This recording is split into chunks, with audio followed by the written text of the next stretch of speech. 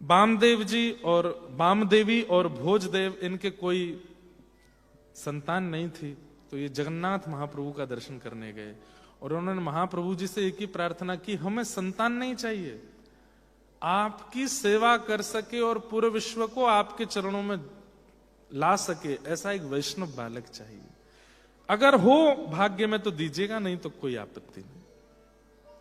और बस ये प्रार्थना के बाद ही श्री भोज देवी जी के यहां, श्री बामा देवी के यहां जयदेव गोस्वामी जी का, कविराज का जन्म हुआ है। बोलो जयदेव महाप्रभु की। आज आप लोग शायद इस बात को ऐसा सोचेंगे बहुत बढ़ा चढ़ा के बोल रहे हैं, लेकिन नहीं, जगन्नाथ महाप्रभु ही जयदेव रूप में आए, श्री जयदेव जी के रूप में आए। और इस बात का प्रमाण आगे मिलेगा जब आप चरित्र सुनोगे। वसंत पंचमी के दिन आपका प्राकट्य हुआ और जन्म लेने के बाद होश हवास में नहीं थे, होश संभाला भी नहीं था। माताजी भी चली गई और पिताजी भी चले, अकेले रह गए घर में। गांव के लोगों ने जैसे तैसे इनको पाल पोस के बड़ा किया। विपत्ति तो आती है भक्त के जीवन, तपाते तो हैं ठाकुर जी, बहुत तपाते हैं। कई बार लोगों को लगता होगा कि भाई ये महाराज जी बढ़िया आनंद में रहते हैं, खूब बढ़िया चकाचक, सब इनको प्रणाम करते हैं, सब जगह घूमते हैं, माला पहनते हैं, तो बहुत तपाते हैं ठाकुर जी। और तप करके ही, तपने के बाद भी उनमें विश्वास नहीं टूटता ना, उसी से वो राजी होते हैं, बोले हाँ अब बढ़िया। 5-6 वर्ष की अवस्था हो गई जयदेव गोस्वामी जी के, ना माँ है ना पिता है, कोई नहीं है संसार में। अभी मैं इससे पहले कहां कथा करके आए हम, लोगन, वहां पे मैंने किनका चरित्र सुनाया था, चंद्रहास जी का। चंद्रहास जी, इतना अद्भुत चरित्र, 2 दिन तक वहां चरित्र कहा चंद्रहास जी का, आनंद आ गया था। लोगन में आनंद तो सब जगह ही आ रहा है, पर वहां और ज्यादा आनंद आया था। बहुत सुंदर चरित्र है चंद्रहास जी का। अच्छा, ये लोगन वाले हैं क्या ये? तो 6 वर्ष की अवस्था हो गई, लेकिन ना तो मां है ना पिता। लेकिन श्री जयदेव गोस्वामी इस बात को बहुत चिंतन करते हैं कि संसार नश्वर है और ठाकुर जी मुझे बहुत बड़ा होकर के यदि मेरे माता पिता जाते तो मुझे बहुत कष्ट होता। उस अवस्था में माता पिता चले गए कि आज मैं इतना कष्ट में नहीं रहता हूं। ये तो कृपा की ठाकुर जी ने, जो मुझे इस नश्वर संसार का पहले ही अनुभव करा दिया। तब गांव में, जिस गांव में बंगाल में आप रहते थे, वहीं एक निरंजन ब्राह्मण रहता था, बड़ा क्रूर था वो।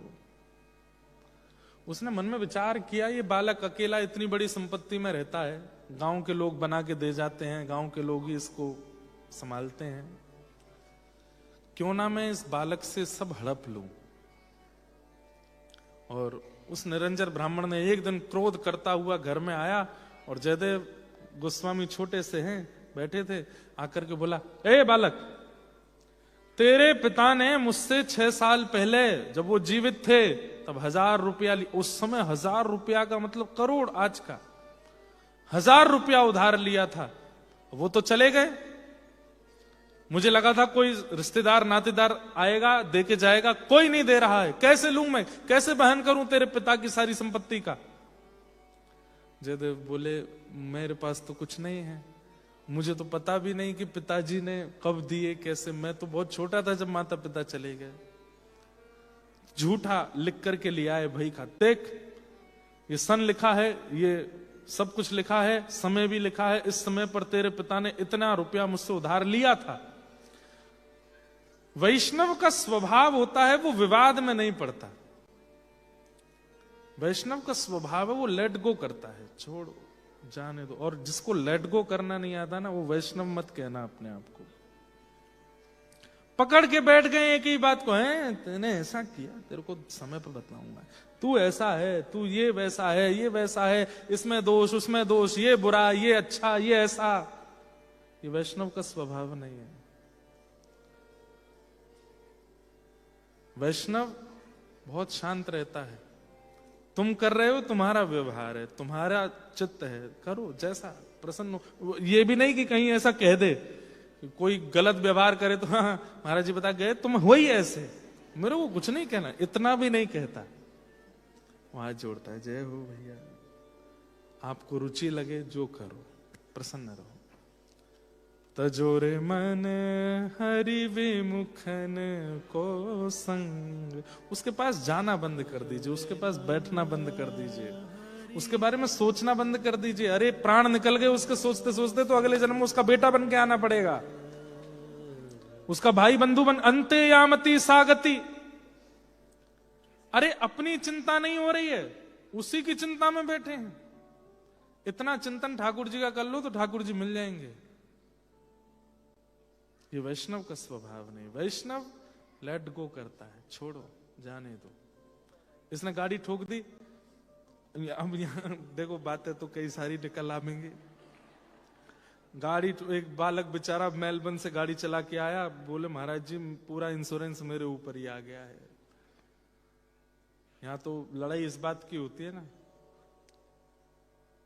ले लीजिए, कह रहा है कि चल तेरी गलती, ठीक है भैया है मेरी गलती, इंश्योरेंस देना पड़ेगा, थोड़ी और मेहनत करनी पड़ेगी, थोड़े अपनी इच्छाएं काट के इसका भरेंगे। पर वैष्णव ऐसा ही होता है, वो विवाद में नहीं पड़ता। जयदेव महाप्रभु चाहते तो पूरे गांव को इकट्ठा करके बोलते कि भाई ये ऐसा ऐसा कह रहा है, मैं क्या करूं।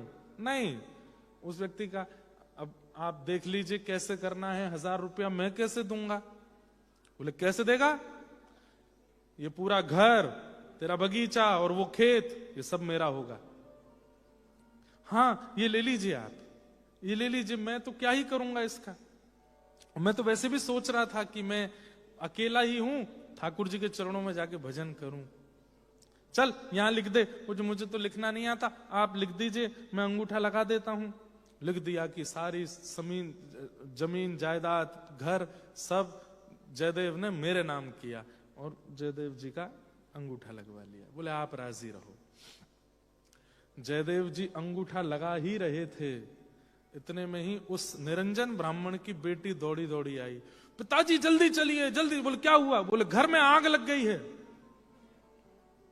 जाको राखे साइया। बंधुओं, कई माता पिता मुझसे बोलते हैं महाराज जी बच्चों को स्मार्ट होना चाहिए, बच्चों को थोड़ा चतुर होना चाहिए, संसार के लोग बहुत चतुर हैं, खेल जाएंगे उनके साथ।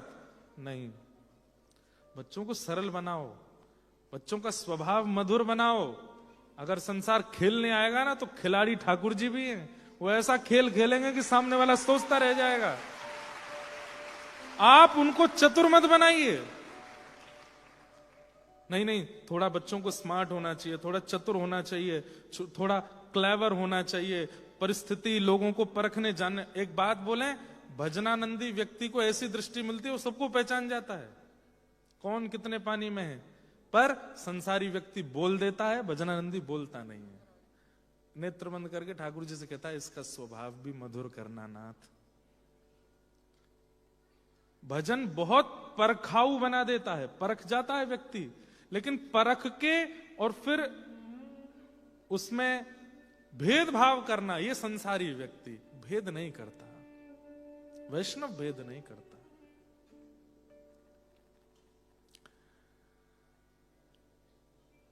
घर जला तो वो निरंजन ब्राह्मण नहीं पहुंच पाया, उससे पहले तो जयदेव गोस्वामी पहुंच गए वहां पर। उसकी बेटी रो रही थी, मेरे गहने रखे हैं, मेरे पिताजी क्या होगा, अब तो हम कंगाल हो जाएंगे। तो जयदेव महाप्रभु उसके घर में कूद पड़े उसकी बेटी की सामग्री निकालने। जैसे आग तो लगी थी हनुमान जी के पूंछ में, सब जल गए, लेकिन हनुमान जी को उस अग्नि ने कुछ नहीं कहा, वैष्णव। ऐसे ही जयदेव महाप्रभु के प्रवेश करते वो जहां जहां घूम के जाने लगे, वहां वहां से अग्नि शांत हो गई, और एक देखते ही देखते पूरी अग्नि समाप्त हो गई। अच्छा एक बात बोले, कोई घटना घटी और उस घटना से हम चेत गए तो समझो ये ठाकुर जी की कृपा है। लेकिन कई लोग हैं वो घटना होने के बाद भी नहीं जगते, कई लोग हैं वो घटना होने के बाद, कुछ हो जाने के बाद भी नहीं सुधरते, तो समझो ठाकुर जी की दृष्टि नहीं है उस पर। जब पूरी अग्नि लगी थी और जयदेव के भीतर घुसते ही सब समाप्त हो गई, निकल के बाहर गांव पूरा खड़ा था और जयदेव महाप्रभु वहां से सामान इकट्ठा करके लाए उसकी बेटी का, तो निरंजन ब्राह्मण समझ गया, उसने तुरंत प्रणाम किया, बोले मैंने छल किया इसलिए मुझे तुरंत दंड मिला, मैंने गलत किया इसलिए मुझे तत्क्षण दंड दिया ठाकुर जी ने। कोई 1000 रुपया नहीं दिया था आपके पिता ने मुझे, जबरदस्ती आप छोटे हो इसलिए आपकी संपत्ति हड़पने की भावना से मैंने ये सारा षड्यंत्र रचा था, मुझे क्षमा कर दो। जयदेव महाप्रभु बोले नहीं, अब नहीं, अब आप उसी घर में रहो। आप ये सोच रहे हैं कि मेरे साथ गलत किया इसलिए आपका घर जला? बोले नहीं, जगन्नाथ महाप्रभु चाहते थे कि अब आप उस घर में रहो इसलिए आपका घर जला, अब आप वहीं रहो। ये वैष्णव बुद्धि। आजकल के लोग इसको मूर्ख ही कहेंगे, हाँ ये कौन सी बड़ी, क्या सिखा रहे हो महाराज जी लोगों को? मैं सिखा नहीं रहा हूं और मैं जानता भी हूं कोई सीख भी नहीं रहा है, लेकिन मेरा काम है कि मैं वैष्णवों के बारे में बताऊं तो कि वो लक्षण क्या होते हैं। जयदेव महाप्रभु ने कहा इसलिए जला है घर कि अब आप उस घर में रहिए, इसको छोड़ दीजिए। और बस पूरे गांव को प्रणाम करके नन्हे से 6-7 वर्ष की अवस्था में निकल पड़े। कहां? जगन्नाथ। उस समय महाप्रभु जी बीहड़ जंगल में रहते, तब जगन्नाथपुरी के चारों तरफ जंगल और समुद्र। महाप्रभु जी बस जा रहे हैं जगन्नाथ जी का दर्शन करने के लिए। जैसे ही पहुंचे महाप्रभु जी के सन्मुख, जयदेव महाप्रभु के आते ही महाप्रभु जगन्नाथ के वैसे भी स्माइल फेस ही रहता है, ऐसे हंसते ही रहते हैं, अधर पर हमेशा प्रसन्नता। लेकिन जैसे जयदेव दर्शन के लिए मंदिर में आए, महाप्रभु जगन्नाथ झूमने लगे अपनी ब्रह्मवेदी पर, आनंदित हो गए। मेरा परम वैष्णव भक्त आया है। महाप्रभु जी को प्रणाम किया और आज्ञा ली कि जय जय, अब कृपा करें, मैं आपकी नित्य केली का दर्शन करना चाहता हूं, नित्य विलास का अनुभव करना चाहता हूं। ठाकुर जी बोले दर्शन किया करो, महाप्रसाद पाओ और एकांत में बैठ के भजन करो। जयदेव महाप्रभु भजन में लग गए। कैसा भजन करते थे? तो श्री प्रियादास जी वर्णन करते हैं भक्तमाल जी में कि एक रात्रि एक वृक्ष के नीचे, एक दिन एक वृक्ष के पास ही रहते थे। जैसे इस वृक्ष के नीचे बैठ गए, अगले दिन अब वहां नहीं रहते थे, दूसरे वृक्ष के नीचे चले जाते। क्यों? कहीं इसकी छाया, इससे मिलने वाले फलों में मेरी आसक्ति ना हो जाए, इतनी आसक्ति भी मुझ में ना रहे, दूसरे वृक्ष के पास चले जाते, वहां जाकर के बैठते। इस प्रकार कविराज जयदेव अभी भजन में लगे हैं, अभी लिखना प्रारंभ नहीं किया था, चिंतन कर रहे हैं। नित्य महाप्रभु जगन्नाथ जी का दर्शन करते हैं। धीरे धीरे आपकी अवस्था जब बड़ी हुई, तब एक विप्र था, उस विप्र के कोई संतान नहीं हुई थी।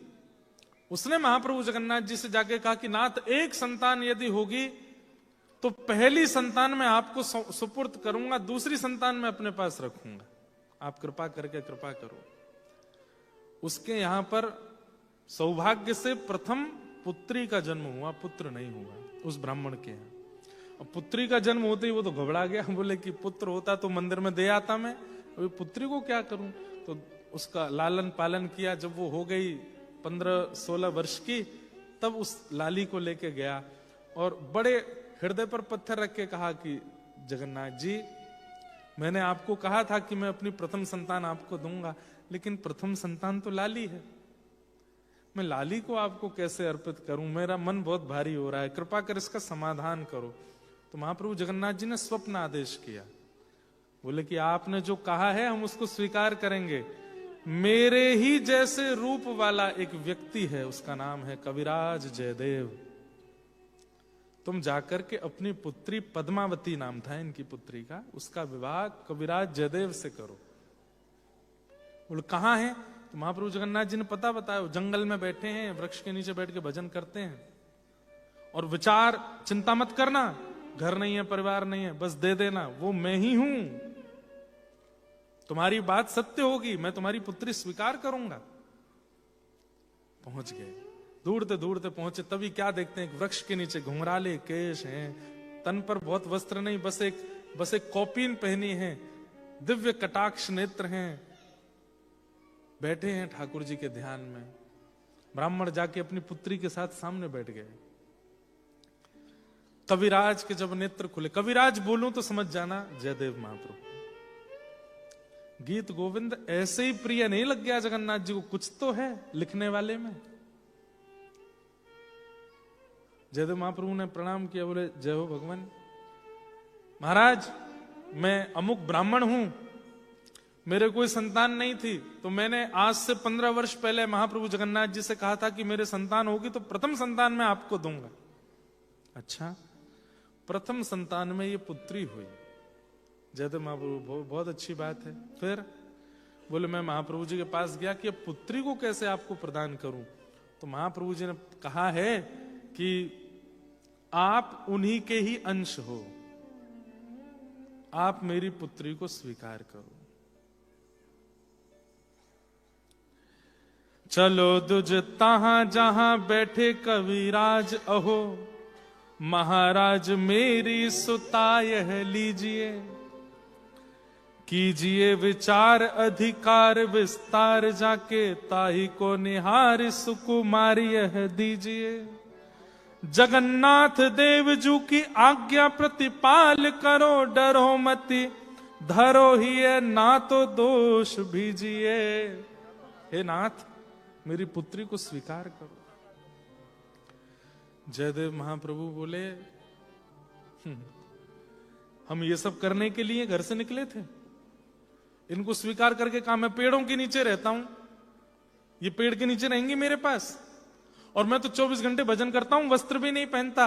उनकी पुत्री को ही कहने लगे, बोले देवी मेरे अंग प्रत्यंग देख करके, मेरी रहनी सहनी देख के लगता है कि मैं कहीं से भी पति भाव निभा सकता हूं। अरे आप अपने पिता को समझाइए, मना करें। तब वो ब्राह्मण बोले आप जगन्नाथ जी के इतने बड़े भक्त, उनकी बात भी नहीं मानोगे? तब बहुत अच्छी बात कहते हैं। क्या कह रहे हैं? बोले उनको 1000 सो हैं, वो तो 1000 ब्याह करते हैं, उनको 1000 सो हैं, हमको पहाड़ एक। बोले वो तो 1000 शादी करते हैं, 16,108 ब्याह किए बैठे हैं, उनको क्या दिक्कत है, पर मेरे लिए तो एक ही पहाड़ के समान है। ताते फिर जाओ तुम्हें कहां कहां खींचिए, जाइए। अरे कैसे व्यक्ति हो, कैसे भक्त हो, भगवान की बात नहीं मानते। बोले भगवान ही जब घर बिगाड़ने में लगे हो तो फिर क्यों माने उनकी बात? हम तो उनको प्राप्त करने के लिए बैठे हैं, और वो तो कोई ना कोई टांग अड़ाएंगे कैसे भी कि मैं उनको प्राप्त करने से चूकूं। अपनी पुत्री लेके जाइए यहां से, मैं ब्याह नहीं करूंगा। सही बताना, मैं और आप होते तो हम मना करते? नहीं। लेकिन भजन कितना विवेक दे देता है कि ठाकुर जी भी यदि कुछ कह रहे हैं तो उसमें भी पता है कि ये उचित है कि अनुचित है। आप ले जाइए अपनी पुत्री को, मैं इससे विवाह नहीं कर पाऊंगा। ब्राह्मण तो क्रोध में भर गया, बोले कि अरे महाप्रभु जगन्नाथ ने तुम्हारा नाम नहीं लिया होता ना तो कभी नहीं आता तुम्हारे पास। उन्होंने नाम लिया, इसलिए मैं तो श्रद्धा से आया था कि महाप्रभु जी जिसका नाम ले रहे हैं वो तो बहुत बड़ा भक्त होगा। कैसे भक्त हो? माता पिता गुरु की वाणी बिना ही विचार करहु मन।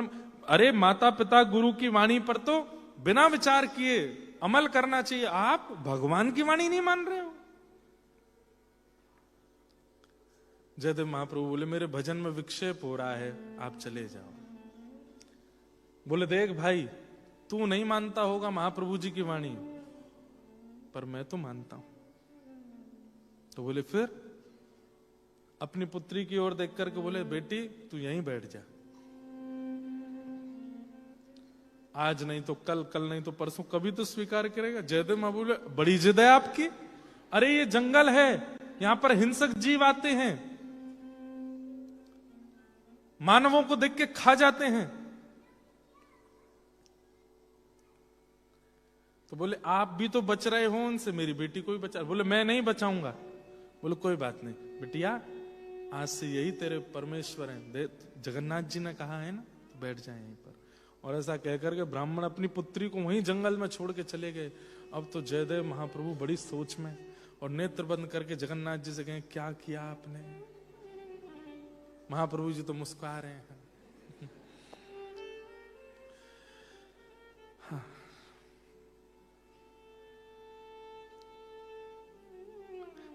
बीच बीच में बात करते हैं। बोले, तुम तो बुद्धिमान हो, अपने पिता को समझाओ, कैसे रहोगी मेरे, इससे अच्छा कोई और वर देखोगी, उसका घर होगा, संपत्ति होगी, परिवार होगा, भोजन पानी की व्यवस्था होगी, मैं यहां भजन करता हूं, कैसे रहूंगा?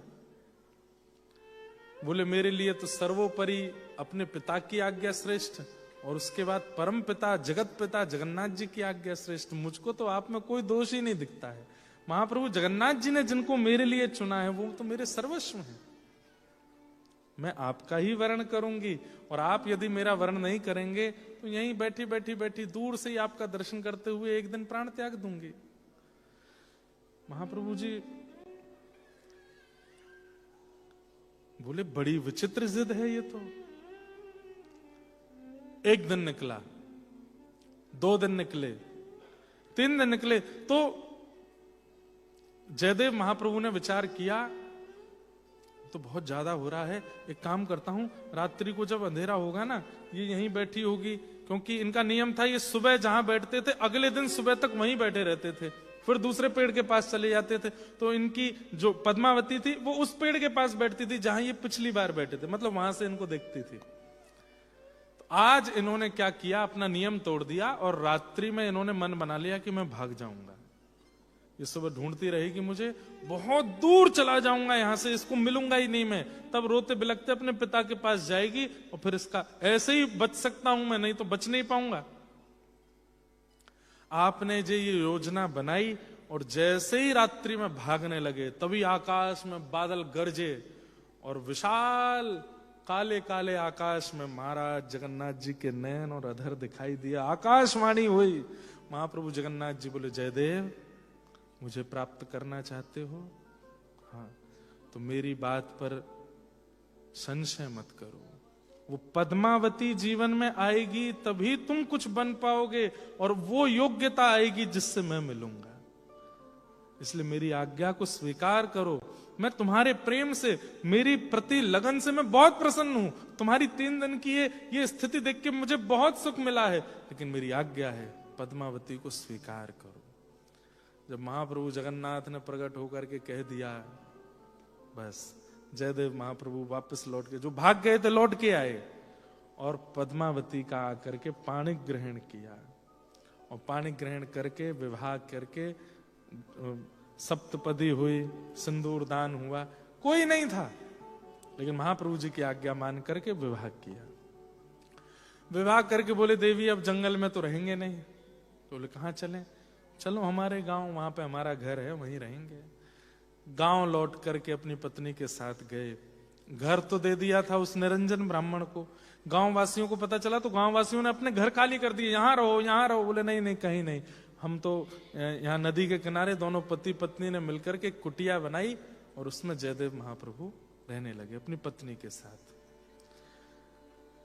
जैसे ही गृहस्थाश्रम में प्रवेश किया, धन्यो गृहस्थाश्रम, गृहस्थाश्रम में प्रवेश करते ही जयदेव महाप्रभु को एक दिन स्वप्न में शब्द गूंजने लगे कान में। मन में एक लीला घूमने लगी। कैसी लीला?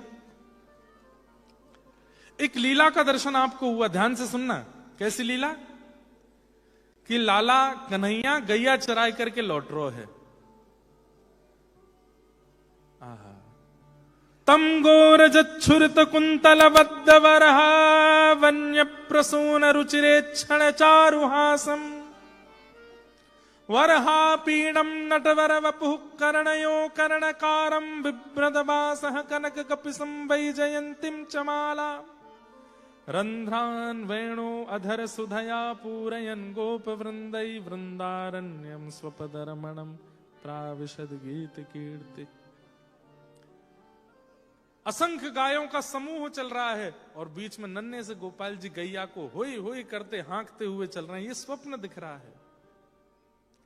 और तभी आपने क्या देखा कि उस स्वप्न में, बहुत ध्यान से सुनना, स्वप्न, उस स्वप्न में बादल गरजने लगे, जोर की मूसलाधार बारिश हुई तो लाला घबरा गए। पहली बार गैया चराने गए थे तो इतने में ही नंद बाबा आए और नंद बाबा ने आए करके लाला को अपने अंक में भर लियो और एक वृक्ष के नीचे वर्षा समाप्त हो इसकी प्रतीक्षा करने लगे। गैया तो दौड़ के नंद भवन चली गई। लाला नंद बाबा के अंकसों लगे हैं। नंद बाबा लाला को लेके जब जब बादल गरज रहे हैं तो ठाकुर जी घबरा जाते हैं। बाबा जी का है रोए? बोले कछु ना लाला, वर्षा है रही है।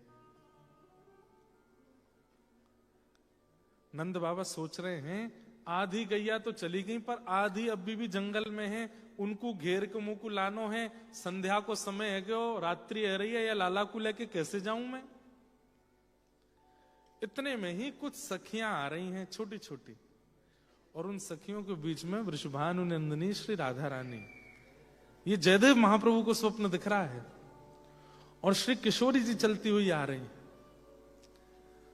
बिल्कुल निडर, कोई डर नहीं है, हंस रही हैं, खेल रही हैं, टिटोली करती आ रही हैं। सो ठाकुर जी जो कंधे पर सिर लगा के लेटे थे बाबा के, तुरंत उठ करके बोले बाबा जी कौन आ रही हैं?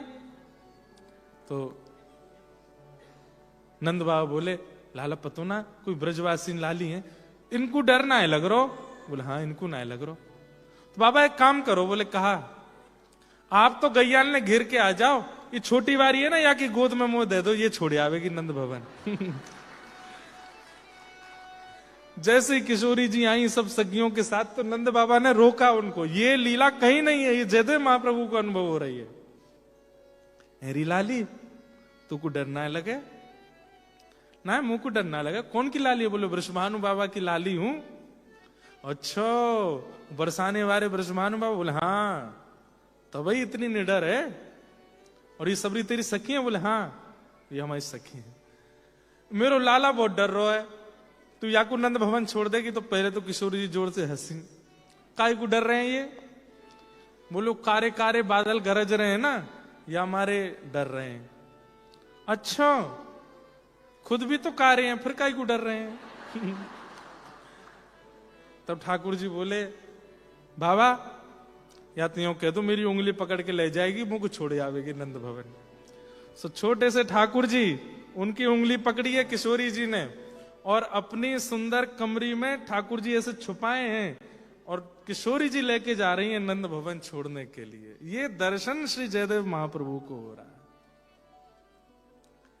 और यहां नंद बाबा जैसे ही गए हैं पीछे गाय घेरने के लिए, मतलब गायों को इकट्ठा करने के लिए, यमुना तट पर जैसे ही पहुंचे हैं श्री ठाकुर जी बतियाते जा रहे हैं। किशोरी जी कहनी कहाँ नाम है तुम्हारो? मेरो नाम है कान्हा कुंवर। बोले कहाँ नाम? बोले कान्हा कुंवर। ये कैसो नाम है?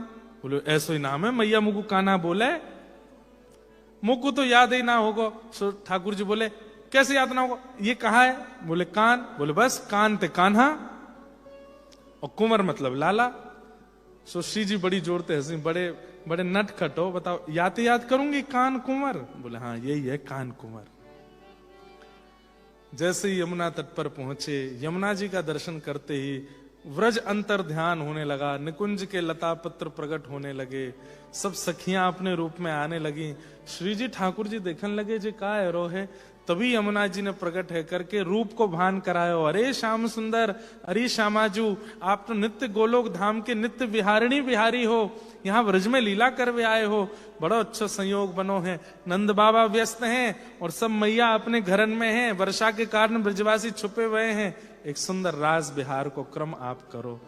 तब श्री जयदेव महाप्रभु के मन में प्रथम रास हुआ। धीर समीरे यमुना तीरे बसती बने बनमाली। संध्या का समय है, सूर्य अस्त हो रहे हैं, आकाश में बहुत सारे रंग हैं, कहीं गुलाबी हैं, कहीं काले हैं, कहीं गेरुआ हैं, सौंधी सौंधी हवा चल रही है, वनमाला पहन करके श्याम सुंदर खड़े हैं और बगल में किशोरी जी खड़ी हैं, यमुना आदि सब सखियां मिलकर के ठाकुर जी की निकुंज सजा रही हैं और श्री श्याम सुंदर रास बिहार कर रहे हैं। जयदेव महाप्रभु के नेत्र खुले और नेत्र खुलते ही तब महाप्रभु जी ने गीत गोविंद लिखना प्रारंभ किया। सबसे पहले उस लीला का वर्णन किया और तब से ये गीत गोविंद, बंधुओं गीत गोविंद प्रवचन का विषय नहीं है। गीत गोविंद आप सुनोगे तो आप ठाकुर, आप हम पे तो करोगे ही, वैष्णव अपराध तो बनेगा ही, ठाकुर जी पे संशय होने लगेगा, हैं बढ़िया ऐसी लीला कर रहे हैं, अत्यंत गोपनीय है, इसलिए गीत गोविंद का केवल पाठ करो, उसका अर्थ समझने की आवश्यकता नहीं है। श्री प्रिया प्रियतम का नित्य विहार, नित्य विलास है गीत गोविंद। जयदेव महाप्रभु ने गीत गोविंद लिखना प्रारंभ किया। आप गीत गोविंद की रचना कर रहे थे, तब एक अष्टपदी लिखते लिखते आपके मन में आया, आहा,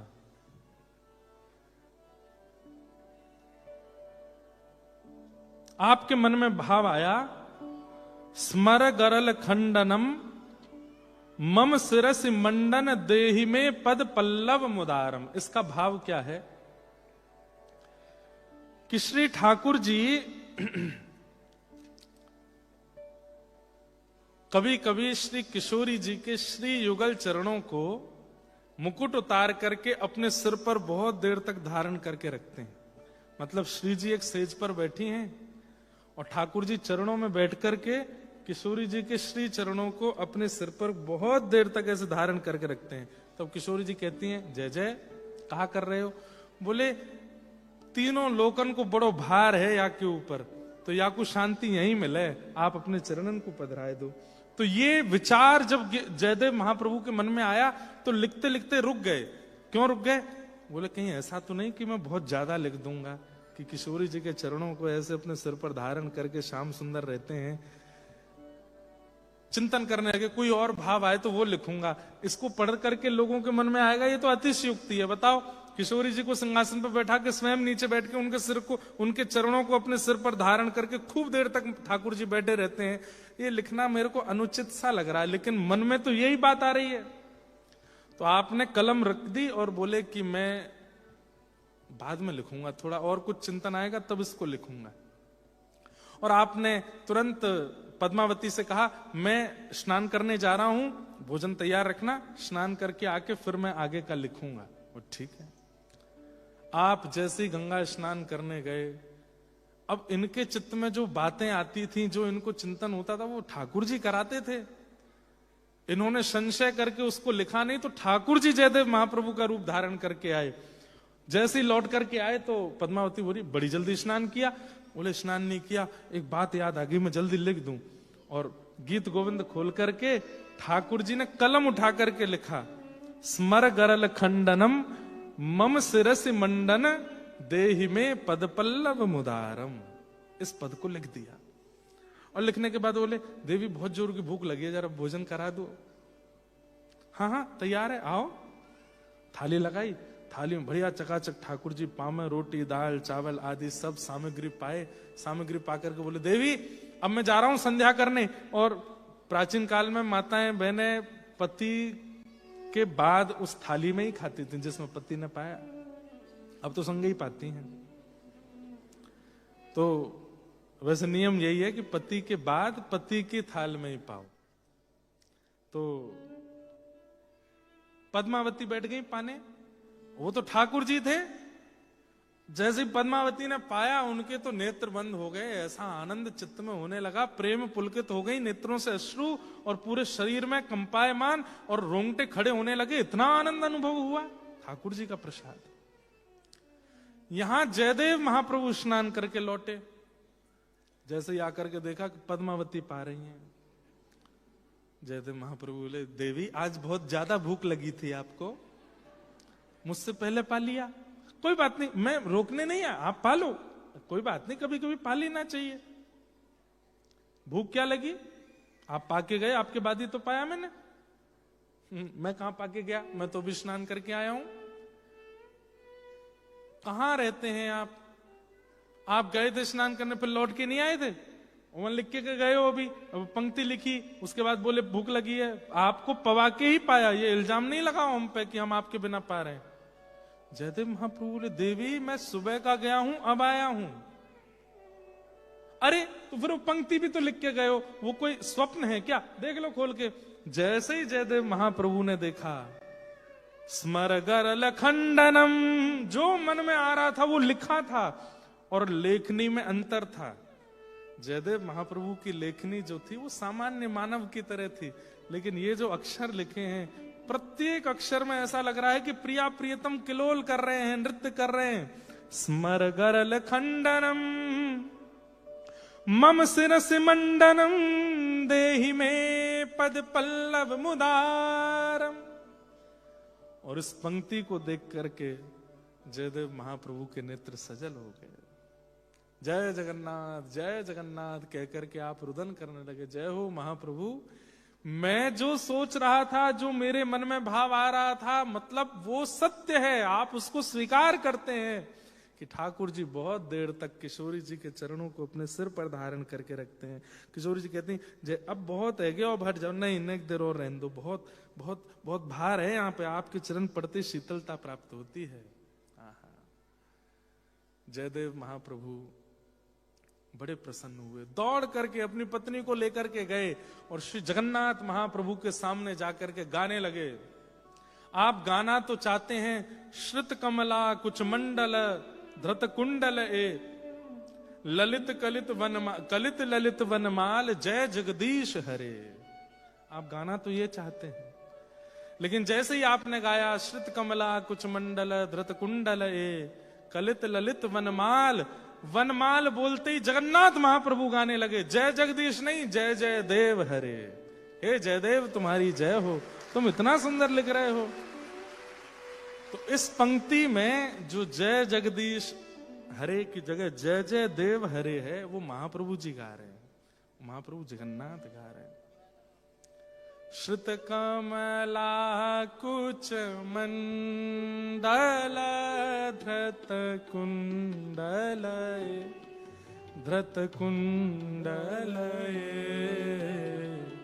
कलित ललित वनमाल जय जय देव हरे।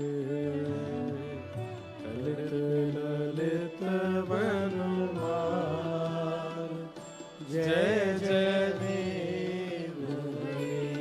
ओ कलित ललित वनमाल जय जय देव हरे। कलित ललित वनमाल जय जय देव हरे। एक तर्ज ये भी है, हम तो एक तर्ज में गाते ही हैं, मतलब एक धुन में गाते हैं, पर एक धुन ये भी है। ऐसे भी जगन्नाथपुरी में महाप्रभु जी के सामने गीत गोविंद गाया जाता है। श्रुत कमला कुच मंडल धृत कुंडल धृत कुंडल कलित ललित वनमाल जय जय देव हरे। कलित ललित वनमाल जय जय देव हरे। दिनमणि मंडल मंडन भव खंडन भव खंडन मुनिजन मानस हंस जय जय देव हरे मुनिजन मानस हंस जय जय देव हरे राधे कृष्ण हरि गोविंद गोपाल नंद जी को लाल यशोदा कुमार जय जय देव हरे राधे कृष्ण हरि गोविंद गोपाल नंद जी को लाल यशोदा कुमार जय जय देव हरे राधे कृष्ण हरि गोविंद गोपाल नंद जी को लाल यशोदा कुमार जय जय देव हरे राधे कृष्ण हरि गोविंद गोपाल नंद जी को लाल यशोदा को लाल जय जय देव हरे कालीय विषधर गंजन जन जन जन जन यदुकुल नलिन दिनेश जय जय देव हरे यदुकुल नलिन दिनेश जय जय देव हरे ओ मधुमूर नरक विनाशन गरुणासन गरुणासन सुरकुल केली निदान जय जय देव हरे सुरकुल केली निदान जय जय देव हरे ओ अमल कमल दल लोचन भवमोचन भवमोचन त्रिभुवन भवन निदान जय जय देव हरे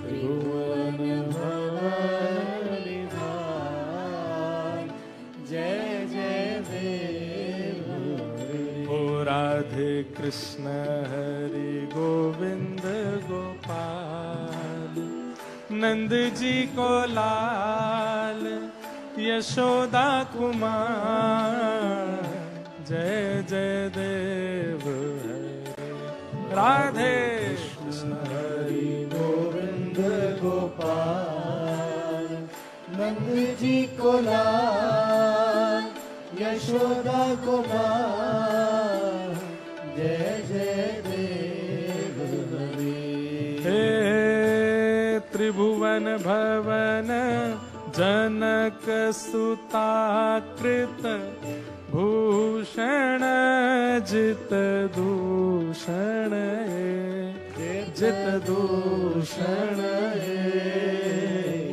समर शमित दस कंठ जय जय देव हरे समर शमित दस कंठ जय जय देव हरे ओ अभिनव जलधर सुंदर धृत मंदर धृत मंदर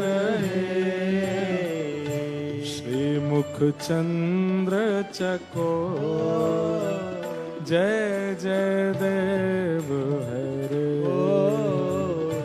श्रीमुख चंद्र चकोर जय जय देव हरे हे श्री राधा मुख चंद्र चकोर जय जय देव हरे श्री राधा मुख चंद्र चकोर जय जय देव हरे ओ तब चरणे प्रणता वयम् इति भावय इति भावय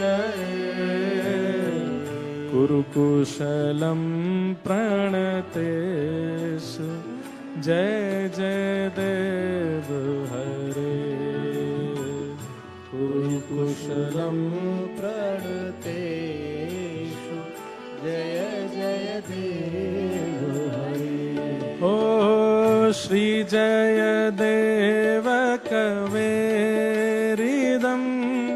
कुरुते मुदम् कुरुते